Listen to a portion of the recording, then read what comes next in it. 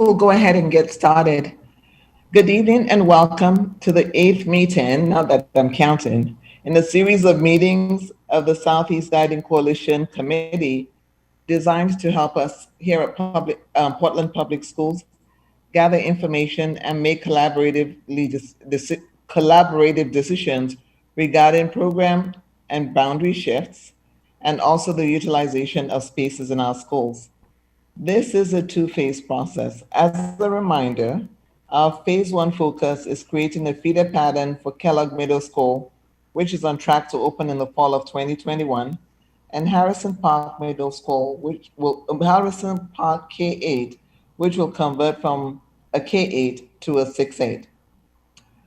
I do want to acknowledge all our members who have, over the past 7 weeks, committed to this process by reviewing several documents, attending weekly meetings, analyzing various scenarios, and generating more scenarios. Last week, we had 9 scenarios presented, and the task of the group was to pare down those scenarios to at least 2 or 3 so that we can continue to massage, refine, and tweak them. The 9 scenarios presented last week were created based on input we received via emails, text messages, feedback from entries, meeting evaluations, and surveys. The survey results and the meeting notes can be found on our district website. I do want to acknowledge that a few of our group members did not get enough time to arrive at outcomes we stated in the meeting last week. Tonight, we have extended the meeting for 30 minutes. Hopefully, this extension will provide you the extra time needed for the discussion so you can arrive at solutions that you so desire. We are hoping to move quickly through to a consensus as much as possible, and our consensus will be around feeder patterns and scenarios. If you reached a consensus last week, you can continue to work on it to see if you can get to an even better place in the best interest of our kids and in an attempt to also meet the RESJ lens through which we're doing this work. I'd also like to take the time to acknowledge our partners, Flow Analytics, for their time and their collaboration. This is very complex work. It is painstaking and requires a lot of attention to detail. Week after week, the Flow team has delivered, and we're grateful. In addition, I also want to thank our facilitators for the guidance they continue to provide to our groups. Tonight, we'll continue to refine the 2 or 3 scenarios we arrived at last week. And if you narrowed your decision to just one scenario, that is also fine. Please look at that scenario and see if you can make it even better. If you did not land anywhere, please continue from where you left off last week. We will finalize the scenarios that go to the open house next week. So you have one more week to do additional thinking around the possibilities of whichever scenarios you've arrived at. In December, there will be 3 meetings. The meetings will be designed to help us even further refine the different scenarios and feeder patterns. Once again, we may all not get what we want, but if we center our students and we use the RESJ lens, I am very certain that we can arrive at decisions that we're all pleased with. At the end of the session this evening, you will have the opportunity again to complete the meeting feedback form and the evaluation form. Your feedback and your evaluations are essential and important to us. They help us to refine and plan our follow-up meetings. Next slide, please. The objectives for tonight are, we again want to provide an opportunity for you to have robust, very in-depth discussions about our schools and our feeder patterns and our programs. We also want you to focus on identifying feeder patterns for Kellogg Middle School and Harrison Park K8, which will become a middle school. Please continue to observe our values using the RESG questions to determine the patterns and the scenarios and the impact on our communities. Identify what existing scenarios, if any, or highlight feeder patterns that you prefer. A feeder pattern, of course, is a component of our scenarios. If no scenario exists within your feeder pattern, please see if you can create one. The discussions are essential. We do want everybody to have almost equal airtime, and we appreciate your commitment. As a coalition, We identify our scenarios and we then showcase the scenarios on the 12th, hoping that by the 19th, when we have open house, we will be able to focus on one or two that can go forward. Next slide, please.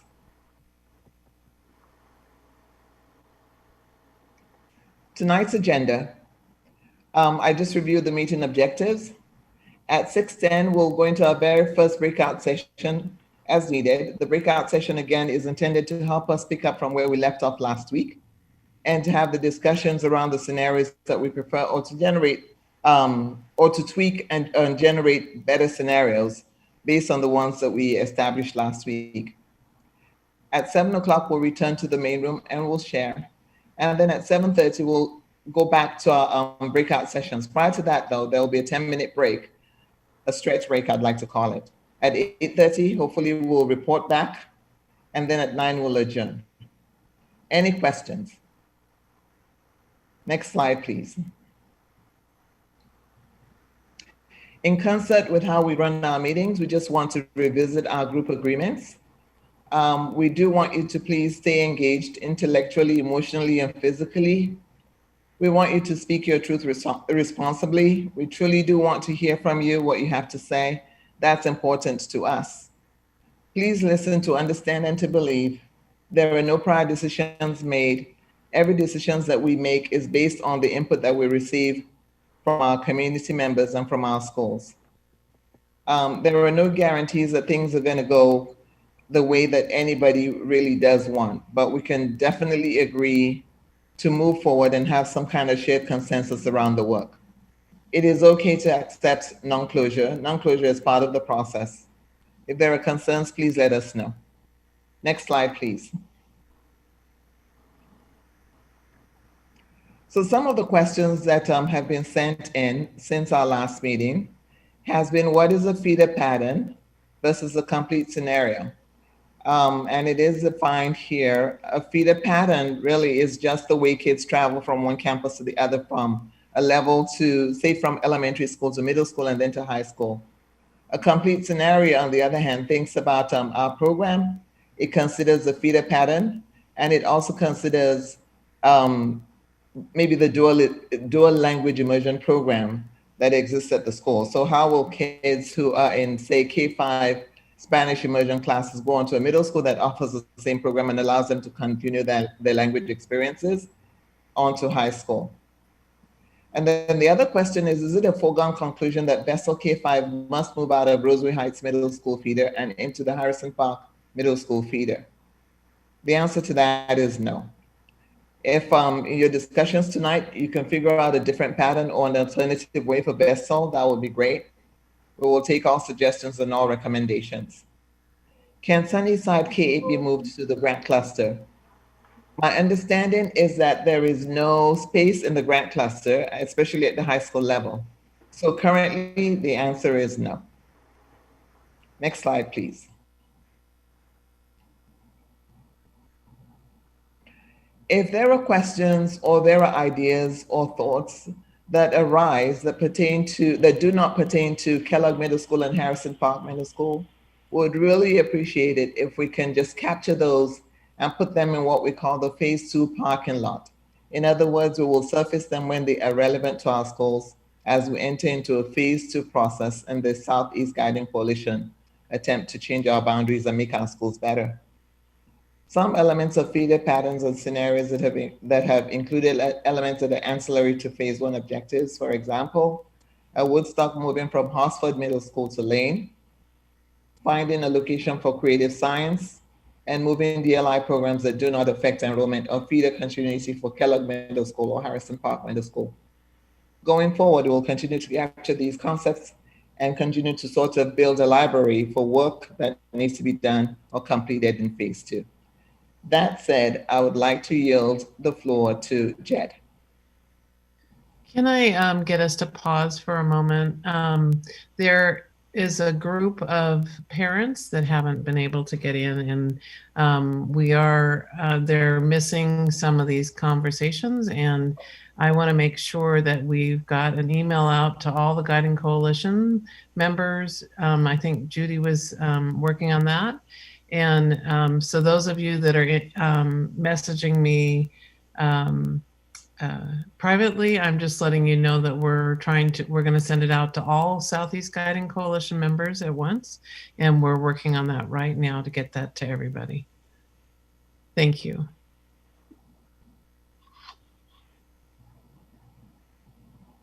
All right, next slide, please.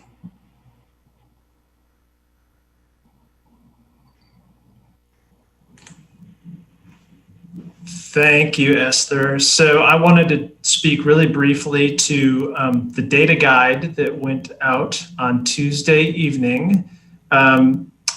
This is an attempt on our end to do a cataloging of all of the data that we've looked at throughout the weeks, and have you be able to have a linked version document that allows you to jump back to those as needed. We hope that that's helpful for you as you work through the breakout groups today.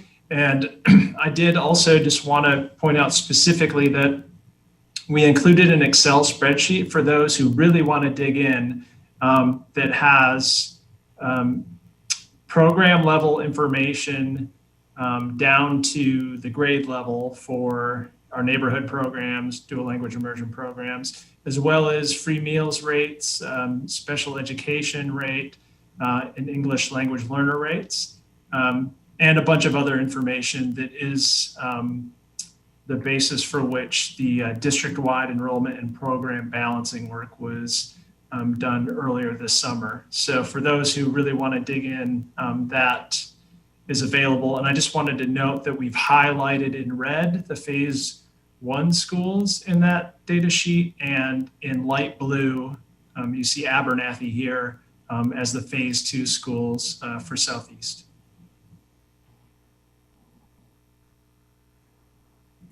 And I think we can go to the next slide.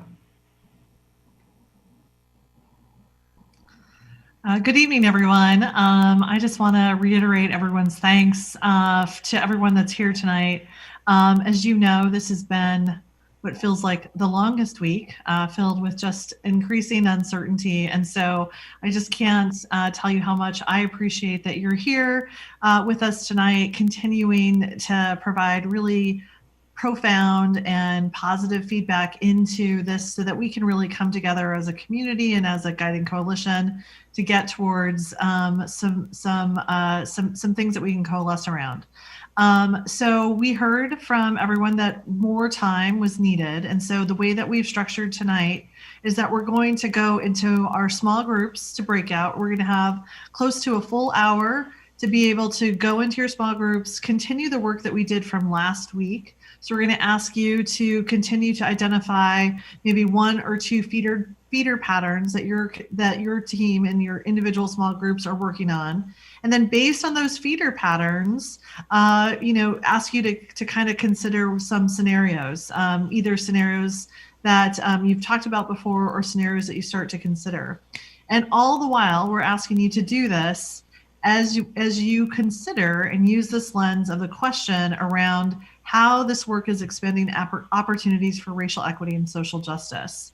We're asking you to think really, continue to think really about how each demographic group is going to be impacted. And we know that these are often intersecting groups. We want you to think about how, maybe a feeder pattern might have unintended consequences. How would you mitigate any potential negative impact? And so we ask that you continue to consider these questions as you work through your feeder patterns. You're going to get a big chunk of time to do that. We're going to check in midway, hear from each of your groups, ask you if there might be some places where you're getting stuck, ask you to kind of poll your other groups, see if there's information that you want to ask or get from other groups as you consider your work. And then we're going to put you back into groups again to try to come to some more final places that you're landing on. And then at the very end, we'll go into trying to do some consensus building around that. So tonight we're going to continue to try to get to some level of resolution as you think about your feeder patterns and then the corresponding scenarios. So you're going to go into your small groups now. Really just want you to focus in on finishing up or continuing that conversation around feeder patterns, and then what's that relationship to scenarios. So Nathan is going to go ahead and send us into our small groups, and we will see you back here in about 50 minutes.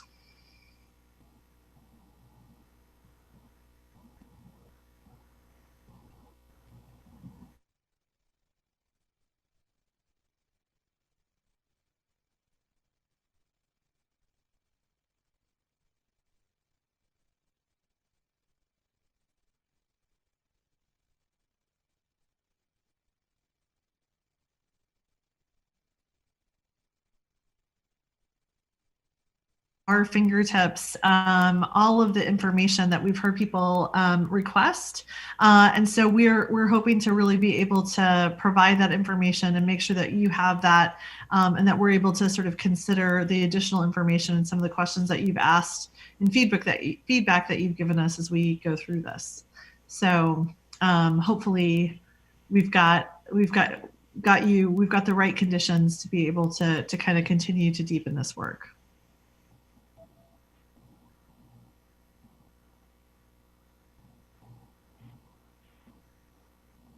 So while we wait, I'd encourage everyone to start opening up your data information and your packets. And if you weren't able to attend one of the information sessions, maybe this would be a good time to start sort of thinking where you might have questions or need assistance with your small groups. And your note takers and facilitators can help kind of help you make sure that you've got all the right information that you want.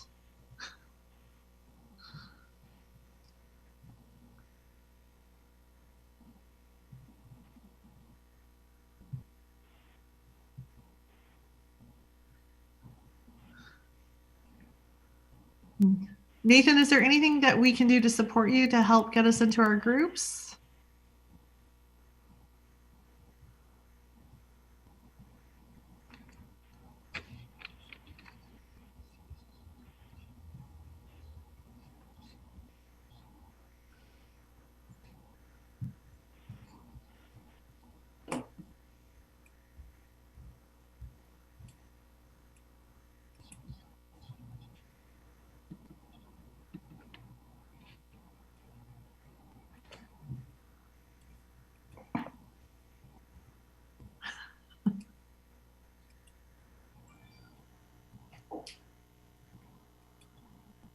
For those of you who've had like a long day and a long week, could be a nice time to just kind of take some deep breaths, settle into some more reflective thoughts. Nathan, is there anything we can do to support the process?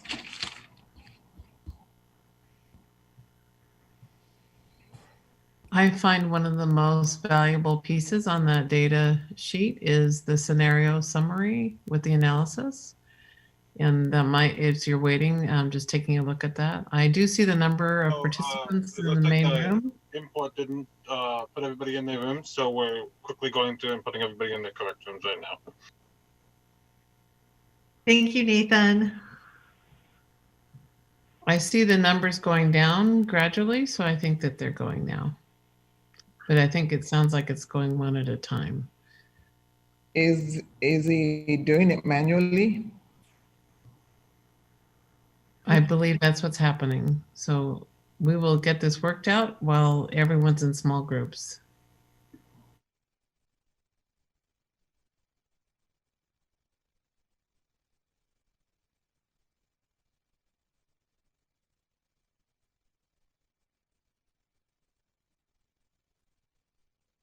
Everyone back? Looks like we've got the whole group back. Great. Well, we wanted to take this time just to kind of give everyone an opportunity. We spent a good chunk of time, a good 50 minutes, kind of getting our getting our analysis skills back in tip-top shape here. And we focused in on sort of feeder patterns and sort of like scenarios. We're trying to get some so folks to coalesce around that. And again, we want to make sure that people are using that racial equity, social justice lens and considering these impacts as they're making decisions. What we wanted to do now, if we go to the next slide, is have an opportunity for the whole group to kind of check in with each other. And so I think the first thing we just want to hear, and maybe we can just do this in the chat, but if you could maybe list for us, what are 1 to 2 feeder patterns that your team is continuing to build upon? So if you don't mind taking a couple moments in the chat, if you could say your room. So I was in Team Foster, and maybe talk about 1 or 2 feeder patterns that you guys are starting to build upon in that discussion. And we'll take a look at that and get a couple of those in there.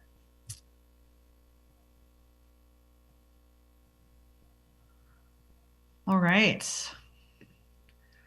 So it looks like we've got number 9, number 20A and 21A, 5. So that's interesting. So Hawthorne, Flavel, and Foster talked a lot about feeder pattern 5. So there's some agreement there. We also have 3 and 9. 20A and 21A, and then feeder pattern 5. We've got 3 and 9. All right. Give folks a couple more moments just to kind of give us your data. Okay. So I guess one thing I want to kind of open it up as your small groups are kind of noodling with these feeder patterns and then also feeder patterns to the potential scenarios.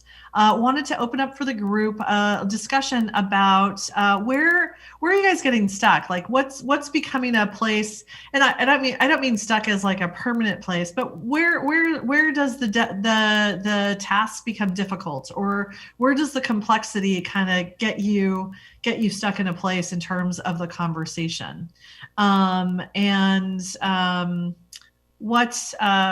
do we have there in terms of where you guys are? What's a difficult question that you're grappling with? And you can enter that into the chat, or you can kind of popcorn it out.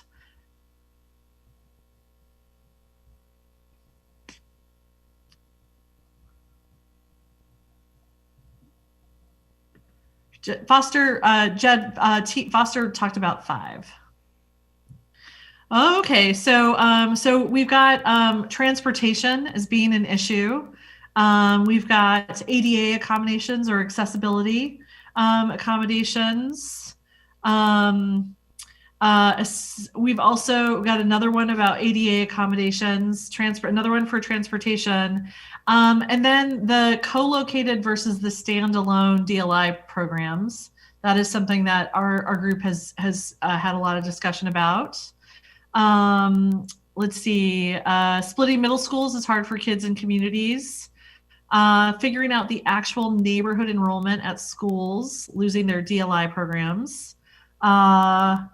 Meeting the outcome goals of minimizing program co-locations. The timeline, right? Putting a whole community in a parking lot, that can be difficult. Not enough time to talk about the complex issue. So making some headway, that's good. So we also heard sort of, we want to think about the impact on schools undergoing the most change, and sort of, again, applying that RESJ lens question, thinking about the demographics, the race of students, that's very good. Not knowing what's non-negotiable, okay.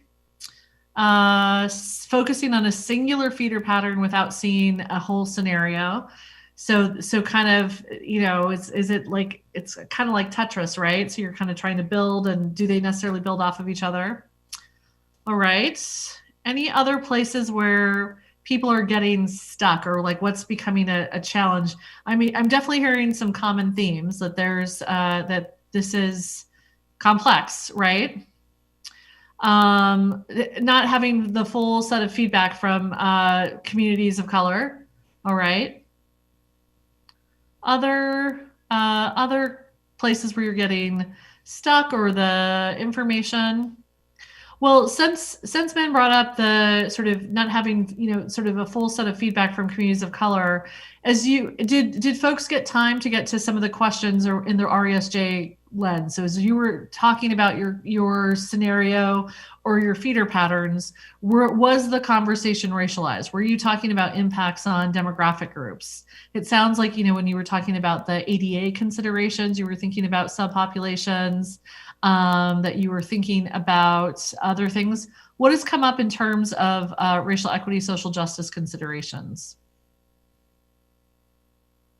You can type it in the chat, or we can also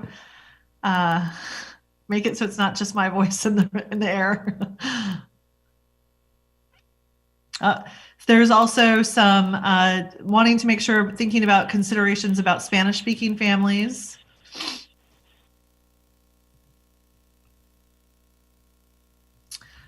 Okay, Sabrina talked a little bit about the impact of what happens when populations change and the impact on like tidal status. Transportation is another issue.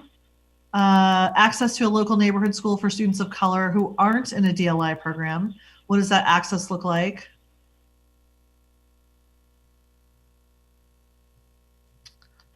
Any other considerations that are coming up?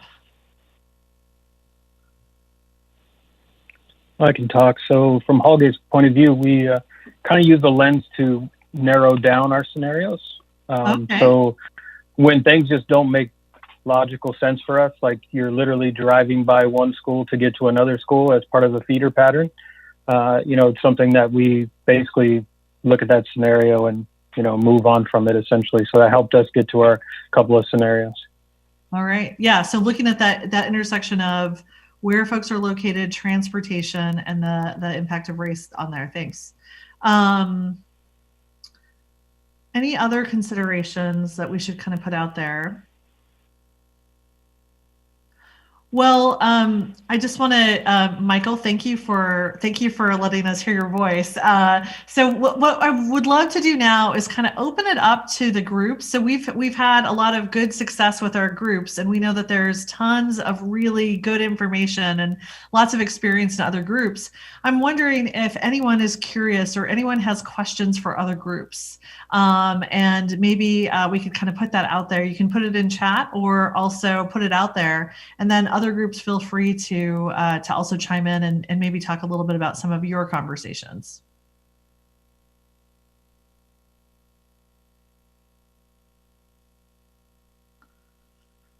Questions for other groups?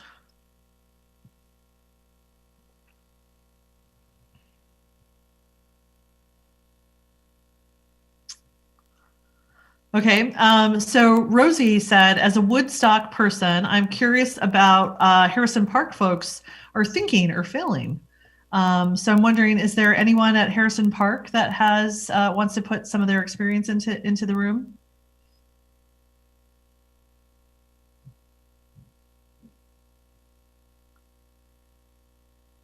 Anyone from Harrison Park willing to?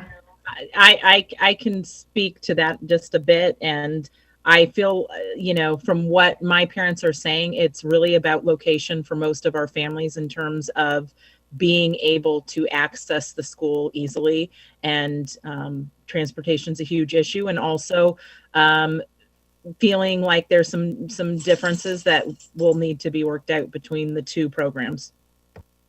Thank you, Principal Dickey there. Okay, so that sort of like the access and transportation, proximity to the school, we've heard that before. Let's see, Andrew Harvey, does anyone have a scenario that they have fully vetted and can present yet? I see some people going like this. Does anyone have that yet? So in terms of like your pacing and kind of where you are, the rest of the group, anyone?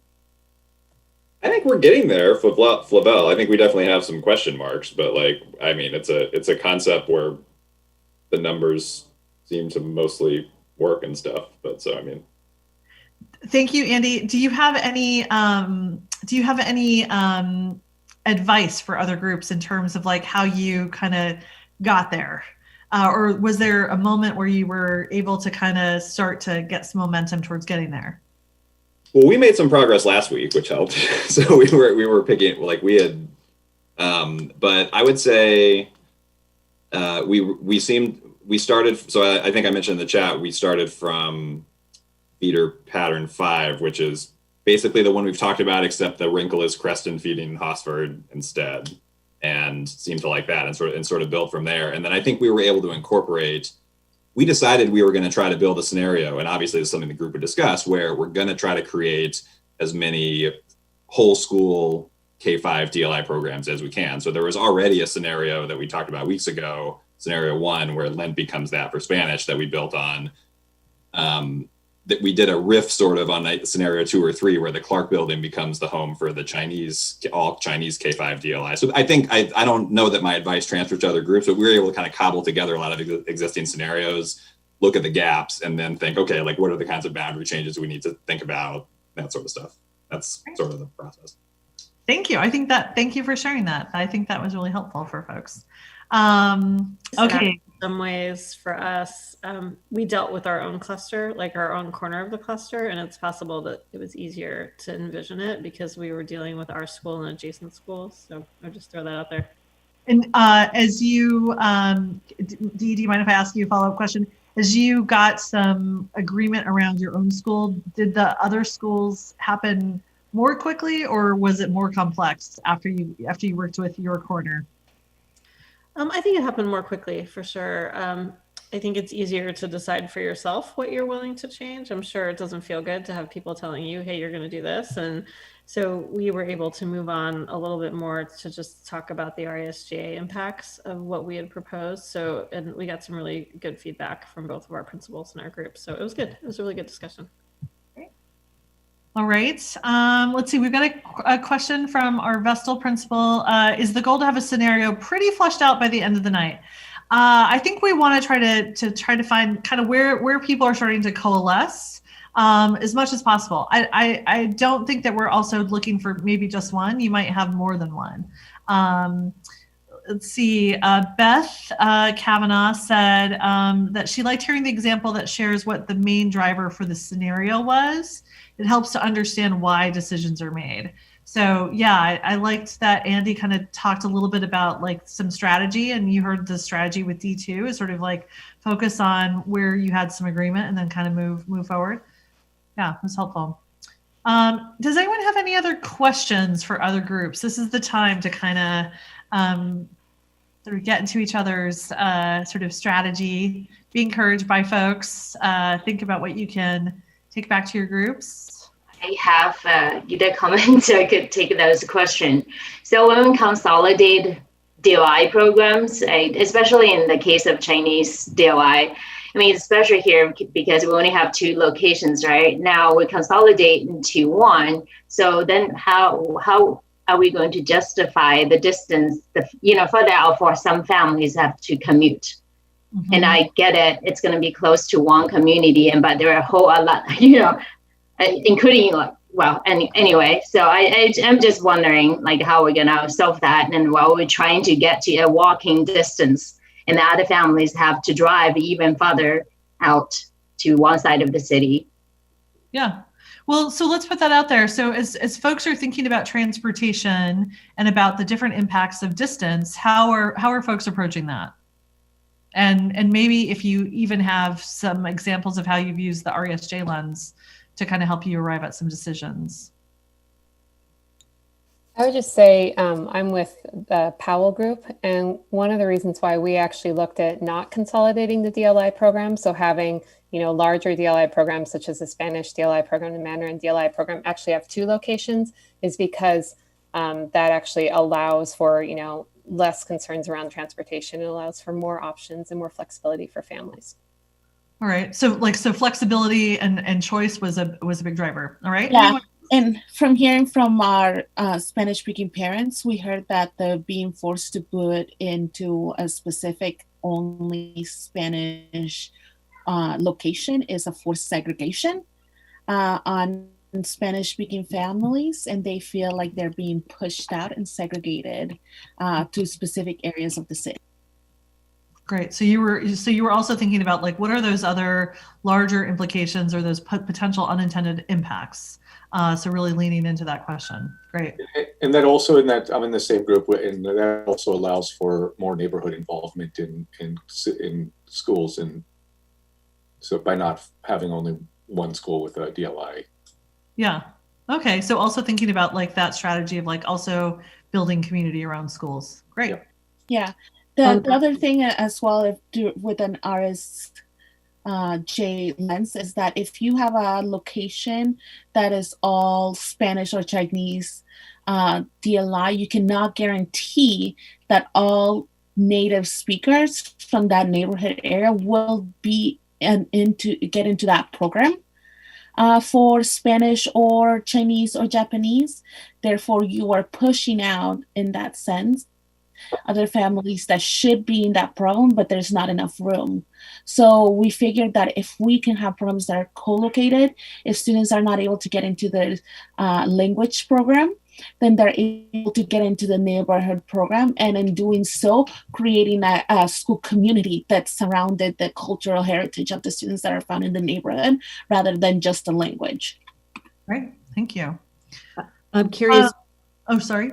Just real quick, I'm curious to go back, and actually I wanted to ask Andy when he was sharing how their group decided that it was a priority to have all DLIs in one school, which is like the opposite of what folks are sharing now. So I don't know if Andy, I don't want to put you on the spot, but I would love to hear a little bit about that. Sabrina, I would answer that because I'm the one in our group that has the DLI kiddos. At our school, it's been a constant it's a constant concern because we have a very sort of like inequitable split between the neighborhood and the DLI programs. I think that our neighborhood program kids feel like second-class citizens, and we've really tried with a lot of effort to try to integrate those communities, and it's really difficult to do when the programming is so different. Like culturally, the activities they do are so different, and so while we hate to sort of lose the proximity of the program, we just have not experienced that there, even with the best of intentions and honestly, like a lot of money thrown at it, we have not accomplished that sort of like parity between the two programs. And so in our world, it just feels like we haven't seen it be fair. So. Okay. Thank you. That's helpful to hear. And then Andy, Andy's a neighborhood parent, so I would welcome him to add something to that. I agree with that. I also don't want to take up too much airtime, but I agree with what you shared about Richard. So I want to be mindful of our time, and what we heard was that we really want to give everyone lots of time to be in your small groups, but we wanted to kind of put some of these questions out here. What we're going to be doing after a break and after you come back again is trying to sort of see where there might be some consensus. So as you think about that, if you wouldn't mind typing into the chat, like, is there anything that between now and say 8:30 that either Flow or PPS could do to help support moving towards some consensus? And again, remembering that everyone we're mere mortals. Sort of like what could be there, and if you could type those suggestions in the chat, and then we want to kind of give you a preview of what we're going to be doing next. So we're going to give everyone a 10-minute break just to kind of, it's a long night. So we're going to give everyone a 10-minute break. And then after 10 minutes, you'll be in your groups. And then in your groups, what we're going to ask folks to do is to kind of continue the conversations, sort of think about, and I'm going to try to answer Sabrina's question, is think about sort of like what feeder patterns are you sort of, are you driving towards? And given maybe I think there's probably been a couple of different approaches. Some people may have focused in on the scenario and then sort of come back to the feeder pattern, or people may have done looking at the feeder pattern to then inform their decisions on the scenarios. Ultimately, I think what we want is the full picture. The scenario itself is the thing with all of the components. But if your group is really sort of only able to get to the feeder pattern, that's great too. I think we're trying to move towards consensus as much as possible on both the feeder patterns and the scenarios, and we'll see how far we get with this extra time. So then we can keep on going. And then we want to give folks at the next time some more opportunity to continue to kind of think about some more questions as we move into the open house next week. Okay, so it is 7:31 right now, and so we're going to go ahead and take a 10-minute break. When you get back, you'll be in your group. So at 7:41, and then you'll have till about 8:31, and then from 8:31 to 9, we'll do some more group conversation and see where we are in terms of getting to some larger group consensus. Right? Great. Well, thanks everyone. We'll see you in a few.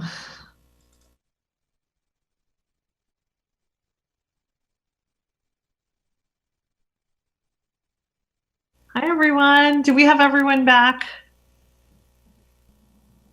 All right. So even though it's a little bit late, we have done a lot of work tonight. And so what I thought we could do now is to talk through coming back to this chart where we had some consensus around and find out where the conversation went. So, Jed, I'm sorry, would you mind showing us the chart from before? After the first report out, we had some, I think it's the slide before, we heard in the report out where we were seeing some consensus around the feeder patterns. And so in that chart, which I know if we just go back a couple slides, there we go. There were three groups that in terms of the feeder pattern had coalesced around feeder pattern, that is a tongue twister, feeder pattern number 5. And then also two groups that had coalesced around feeder pattern number 9. And then we had 3 and 20A and 21A also in there. So now what I want to do, so thanks for taking us there. If we go back to the new slide, is hear more from groups around what feeder patterns you sort of landed on, and then also start to talk about the scenarios. Once we do that, we'll kind of go through that fist to 5 exercise and try to get to try to see if we as a group have some agreement around some things. So let's just sort of open it up. Why don't we have folks go ahead and in the chat, if you could type in the feeder patterns. We'll start with the feeder patterns, that component of the scenario. Let's start with the feeder pattern, and if you could type in the chat which feeder patterns your group kind of started to make some recommendation around how to move forward.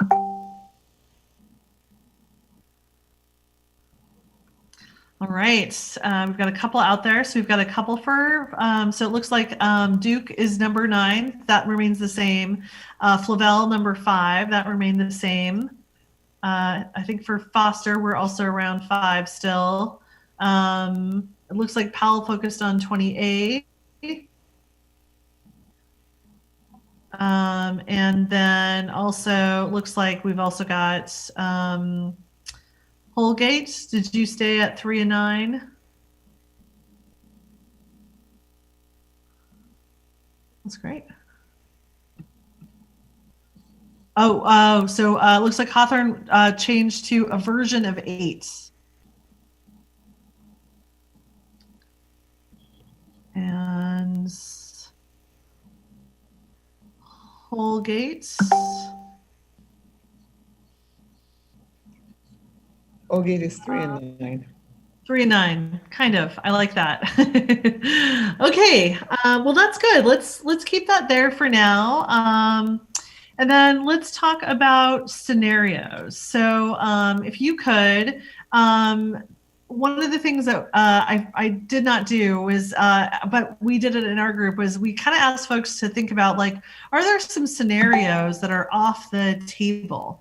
And so we tried to do a little bit of elimination so that we can really grapple with like what was remaining. So I'm wondering if your group got to scenarios, what were the number of scenarios that you started to discuss or started to get some, some agreement around? So you can also, you can tell us that it might be a scenario that does not have a number yet. So let's see. So Hawthorne, it looks like Hawthorne looks like they had 5 as a jumping off point, but then it also jumped into some differences. Looks like Flavel worked on a modified version of scenario 1A.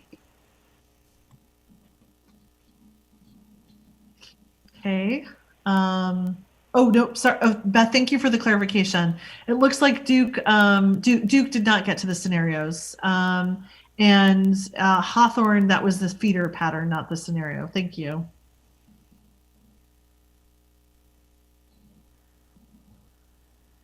Okay, so it looks like scenario D.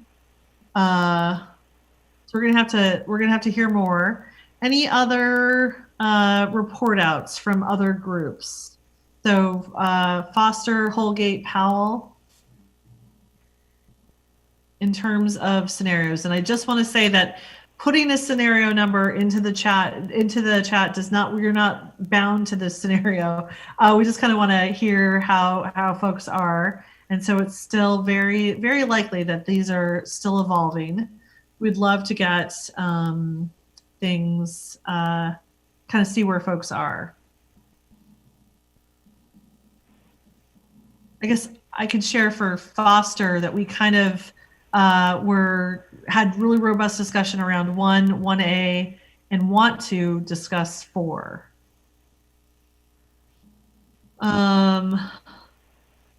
Okay, so it looks like Powell, thank you, Sheila, is looking at 20A, but want to continue dialogue and having some more ideas. All right. Any other, what about Holgate? Did Holgate already tell me? Duke didn't get to see scenarios. Holgate. So Holgate looked at scenarios 3, and we looked at scenarios 9. 3 became sort of a 3A. I think we were trying to come up with something new there. Right. It was like kind of more part of 3, I think. Parts of 3 that we were working towards. Great. Okay. All right. And then Jed, I don't know if you heard, but Foster worked on 1A, and want to look at 4.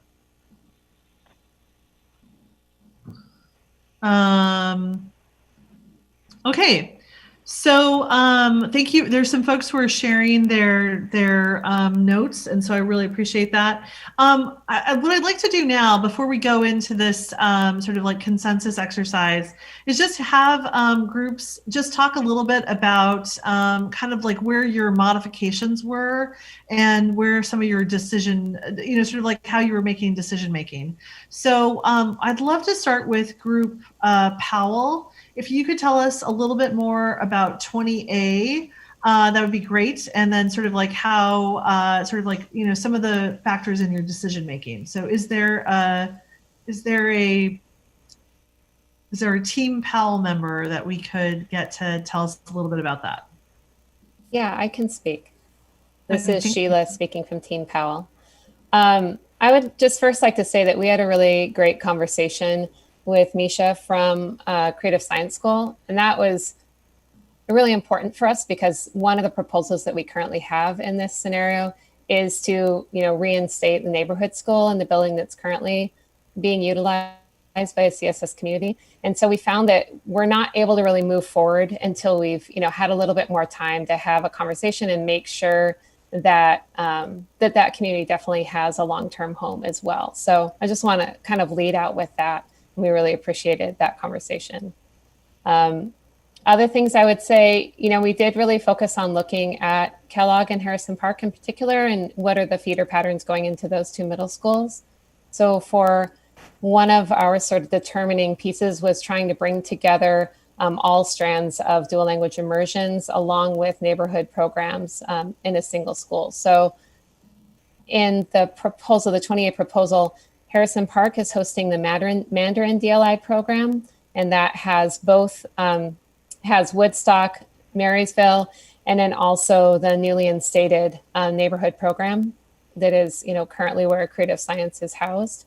And that would have Mandarin DLI elementary strands from both Woodstock, which is a co-located program, and also from the Creative Science building. So that's one. And then Kellogg would bring together all of the Spanish DLI strands alongside neighborhood programs as well, and have all of those at that school. That would include Lent, Arletta. And then what we're proposing is that Bridger and Atkinson would actually share a boundary. And so we'd like to have a further conversation with the school communities at Bridger as well, and to, kind of best determine, but amongst those two schools, that broader community, there would be both DLI language strands as well as neighborhood strands. And we didn't feel that it was time to determine the location of those programs until we've had more time for conversation. And Sheila, I'm sorry, as you were speaking, we were trying furiously to get the apologies. No, but so it's up there now. Okay. Is there anything now that it's up there? Is there anything that you would want to add or just to point out again? Thank you for your patience with us. No, that's fine. Yeah, just that we in our group we had a lot of discussions about what we've been hearing from community members and from other coalition members and what they've heard from community members, and we really heard from a lot of community members that they wanted to have multiple DLI programs at the elementary level. And so we tried to create a scenario where you could have, within Spanish and Mandarin that both have very large populations, you could have two locations at the elementary school level, but then they would come together at the middle school level to be able to have, more diversity of programs at that middle school level. Can I add something too, Sheila? Is that all right with you? The other thing that we wanted to add is that Lent is being added. We're proposing that it's added as Spanish DLI strand. So then it has two Spanish DLI and two neighborhood strands that are collocated, since they do have the room for that. And that makes it so Lent neighborhood is able to have if there's students that are native Spanish speaking that do not get into the Spanish DLI program, they're able to get into the neighborhood program. And so then the school itself can form a cultural boundary around what the students represent. And then either Atkinson or Bridger, one of those two would be all Spanish DLI, depending on room. The one question and the one flaw that we do have that is huge is that Atkinson has an ISC or a SPED program that we do not know if the students in ISCs have to be part of a neighborhood program or if they can be part of a Spanish DLI program and the capacities to be able to do so. Within the program itself, right now, Atkinson could host 3 Spanish DLI classes per grade level and still keep the ISC program. And the other thing that we want to point out is that we really feel that the students that are in ISC should be able to go to the Kellogg Middle School, as Kellogg is one of the buildings within PPS that has the most ADA compliance at this time, which a lot of buildings within PPS do not have at this time. Great. Thank you so much for sharing that and for the for all the graphics along with your proposal. I really appreciate that. I wanted to turn it over to the group Holgate, who also has a new-ish concept, a 3-ish new concept, and ask if we could ask someone from Holgate to also present what theirs is. So Holgate had a very robust discussion, and I think Mr. Michael is going to present on our behalf.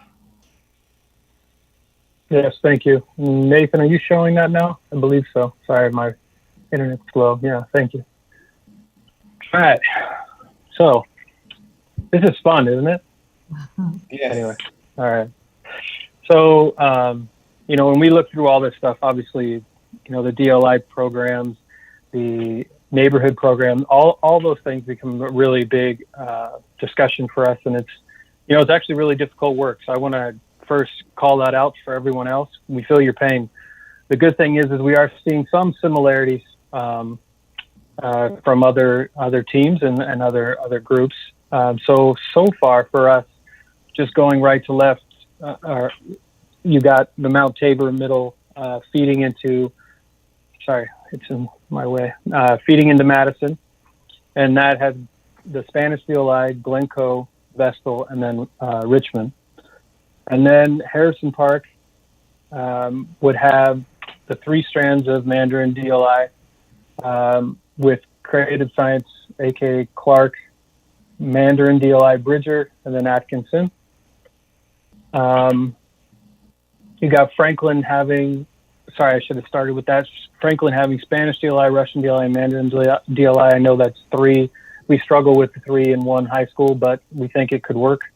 You have Lane with the Russian DLI, and you have Kelly Woodmere, the Russian DLI there at Woodmere Whitman in that one.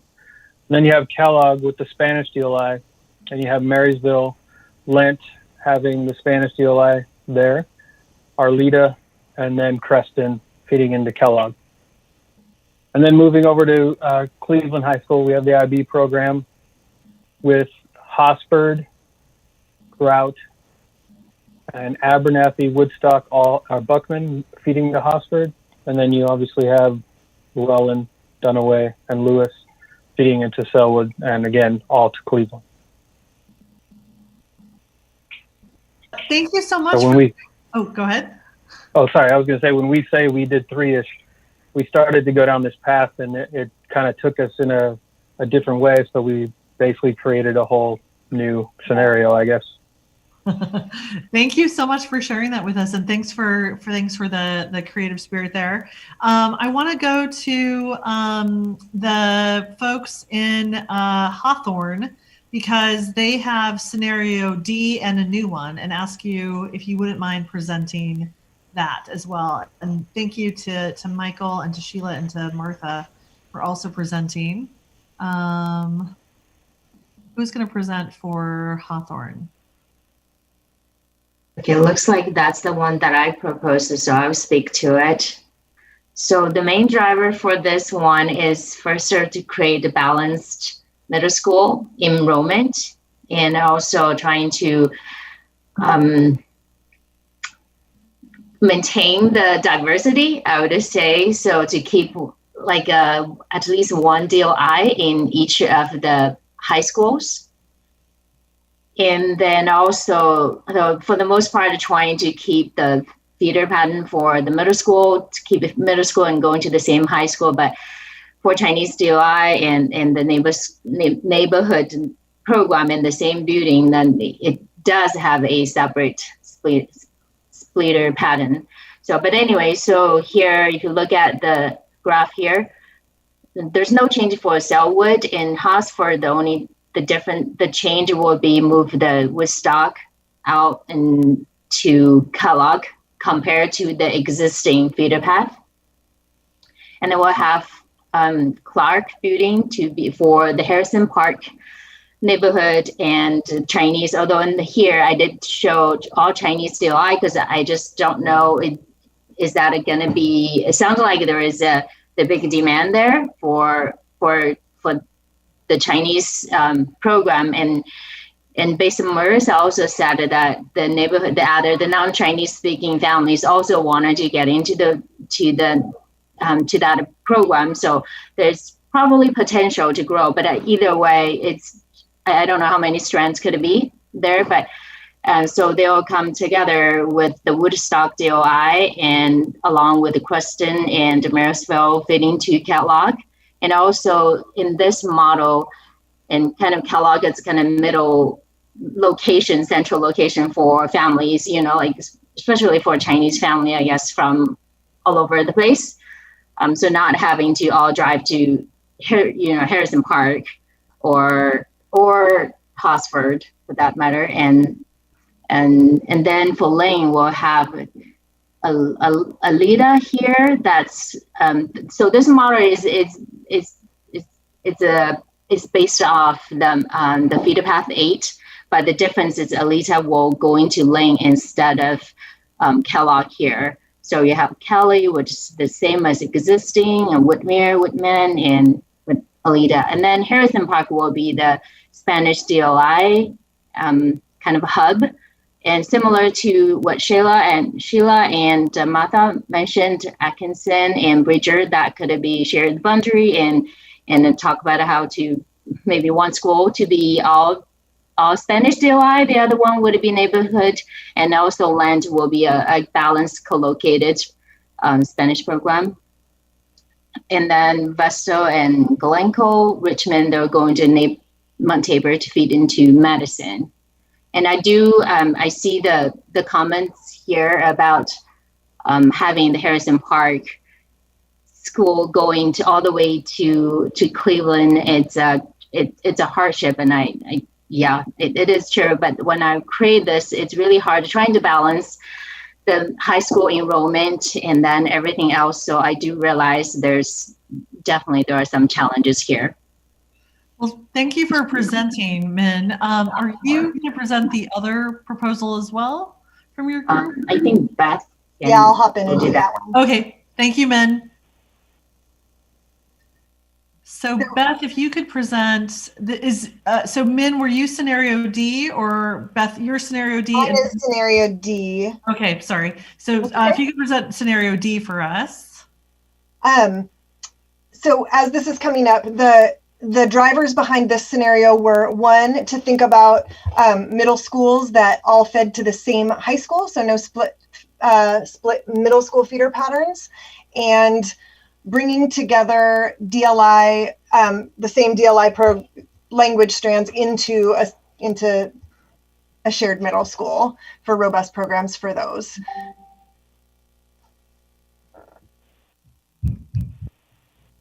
All right. And I shared this link in the chat. There are several other options in here if people, so we're at G now, so we need to scroll up to D. Slide 1, there we go. Okay, so I'll start with Kellogg and Harrison Park. I have both of those feeding to Franklin in this scenario. Kellogg has the Spanish DLI programs. So similar to scenario 20, this considers a shared boundary for Atkinson and Bridger, where in this case, Atkinson is the Spanish DLI program and Bridger is the neighborhood program. And then Lent also with co-located 2 strands of neighborhood, 2 strands of Spanish, joining with Atkinson at Kellogg. And then the remaining feeders there would be Arleta and Marysville. At Harrison Park, we would have the Clark building as 2 strands of neighborhood. And this part's not labeled clearly, I apologize. 2 strands of neighborhood and 1 strand of Chinese DLI there. Bridger, as I said, a neighborhood program. This also would have Kelly with the Russian DLI feeding to Harrison Park and Franklin. Currently, Kelly is at Lane, which is a split feeder, and this allows us to eliminate that split feeder at Lane.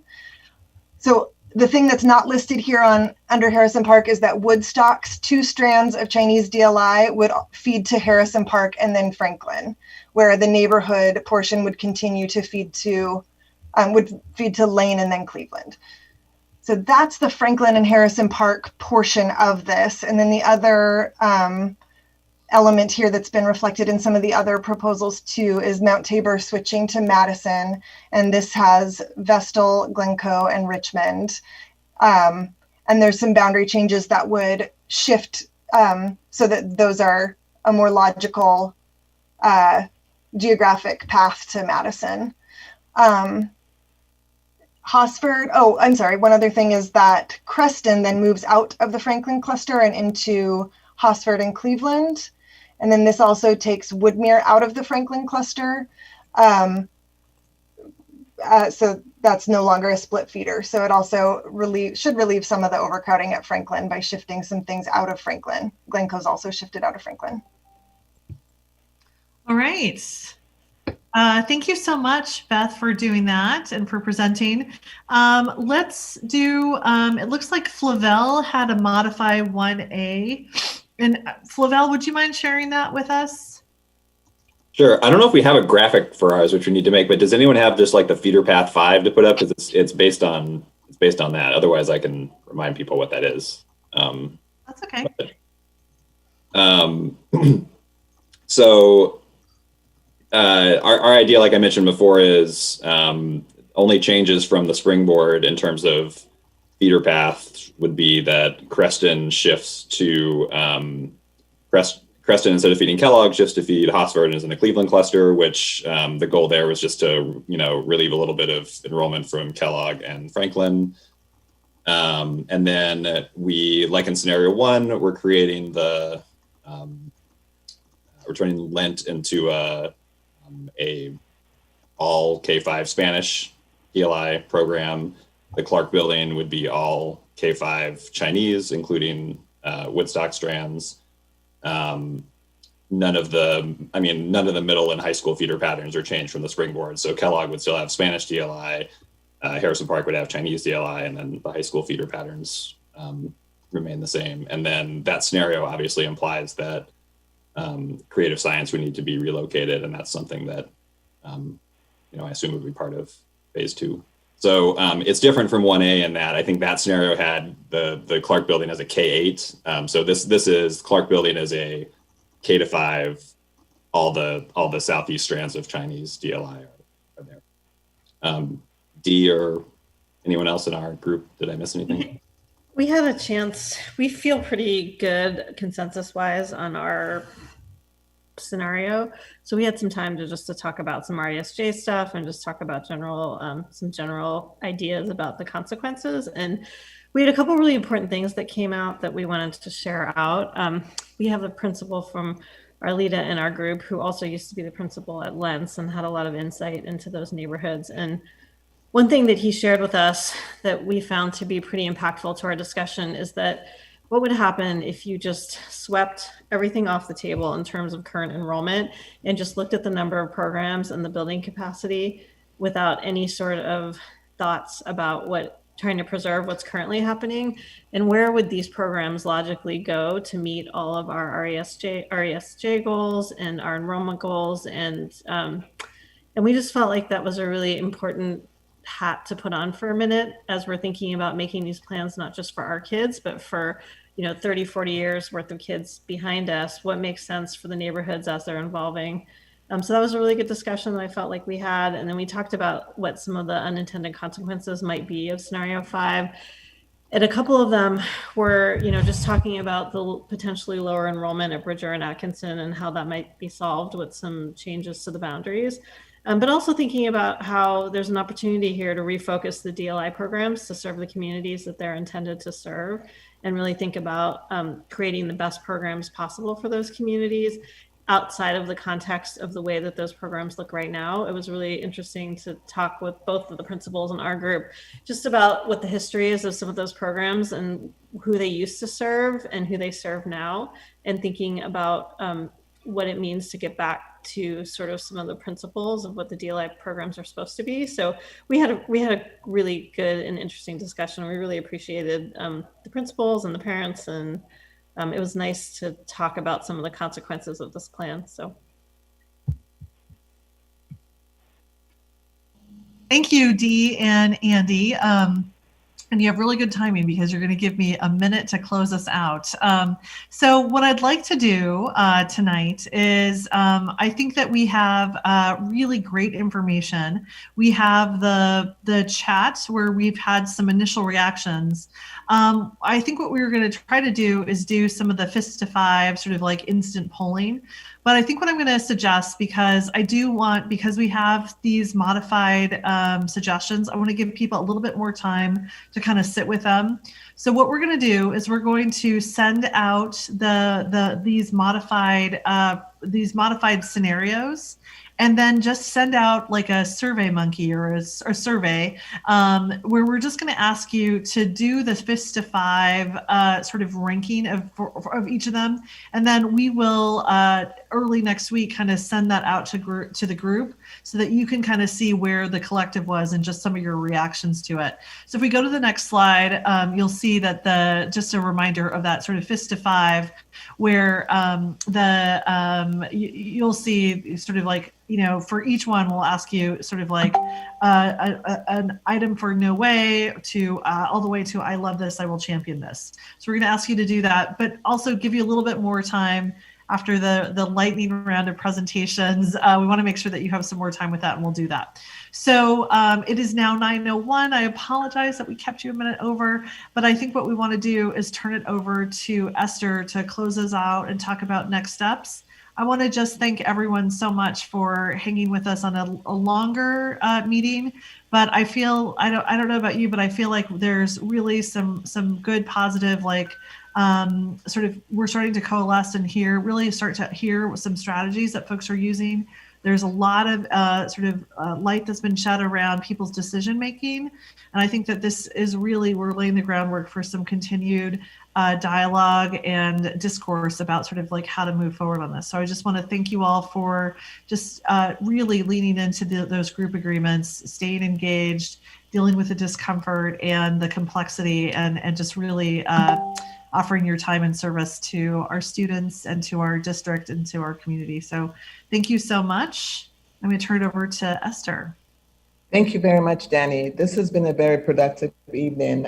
We had a lot of discussions that, of course, use the RESG values and lens to make decisions regarding our schools.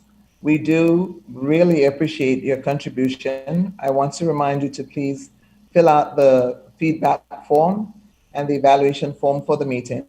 I also do want to remind you to please continue to send in your questions, your concerns, your ideas, so that we use that to guide our upcoming meetings.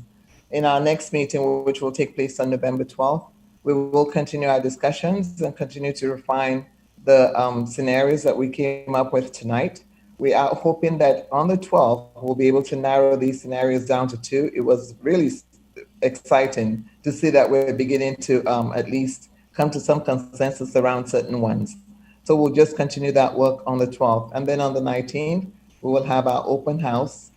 After the open house, we'll have 3 more meetings, and we'll just continue to refine and review until we're able to submit it. Hopefully, we'll have an outcome that will go forward to the Deputy Superintendent on the 17th. I want to thank you all very much for your time. I want to thank you for your dedication to this work. And I do want to wish you a great night, a restful evening, and we'll see you around. Meeting's adjourned.